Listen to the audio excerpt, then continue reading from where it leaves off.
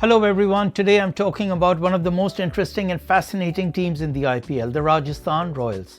Now, this is a franchise that initially started the IPL as underdogs, as lightweights, yet they won the very first IPL under the legendary Shane Warne.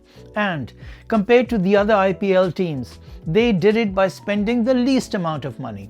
In fact, I remember that 2008 final versus the Chennai Super Kings, where the Royals needed just one run off that final delivery. Sohail Tanvir was on strike with his captain Warne at the other end, and he famously said to Shane Warne, "I will win this for you, skipper." And he did. Sohail Tanvir had a very high regard for Warne, could not stop praising him, and believes that Warne should have captained Australia. Anyway, that's another story. Back to the Rajasthan Royals. Now, do you remember that famous baseball movie, Moneyball, starring Brad Pitt?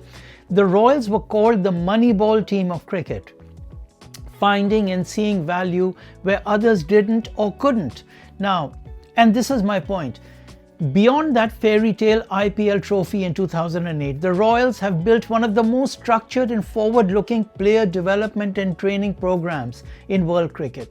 That's saying something. So today I'll talk about how this cricket franchise turned excellent strategy into sustainable success. So let's start by rewinding back to 2008 and the origins.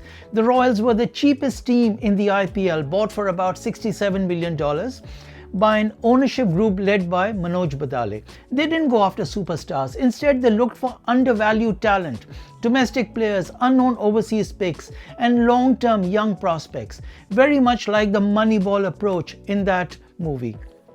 And leading them on the field, the great Shane Warne, who wasn't just a cricket captain but a mentor, strategist, a motivator, and in many ways the heart and soul of that team. Someone who inspired his players, earned their respect, and led from the front. And the result? A fairy tale win in the inaugural IPL season, proving that intelligence, good culture, belief, and smart recruitment can beat big spending. So what's the Royals' philosophy? Now, from the very beginning, the Royals have made it clear they weren't just about buying expensive stars, they were about creating them. I repeat, their long-term strategy has been to create stars. Their philosophy has always been don't just buy, develop. They've consistently invested in youth development, sports science, data analytics, long before these became today's buzzwords in cricket. And this long-term vision comes from their ownership structure. The franchise still is majority owned by Manoj Badale alongside Redbird Capital Partners, which is a US-based investment firm that also owns stakes in Liverpool Football Club and Boston Red Sox. That's pretty good going. That tells you something. The Royals are thinking globally, not just locally. Okay, on to player training, and let's talk about how the Royals train and develop their players. The Royals run an integrated system that connects grassroots academies, youth programs, and high-performance centers. They've launched the Royal Academies in India, USA, UK, and the UAE, all focused on identifying young talent and giving them professional-level coaching. They use data-driven scouting, measuring not just runs and wickets, but fitness, reaction times, tactical awareness. The franchise has even created the Royals School of Business and Sport, helping athletes build skills off the field in leadership, business, mental resilience, how to handle stress. Look, this is wonderful and very forward-thinking, and is something that I have also touched upon in a previous video, that we need to be able to offer a professional career in cricket, off the field as well, in sports administration, for example. So the Royals' goal isn't just to produce cricketers, it's to produce complete all-round professionals. That's excellent. Now let's talk about the Royals' global network.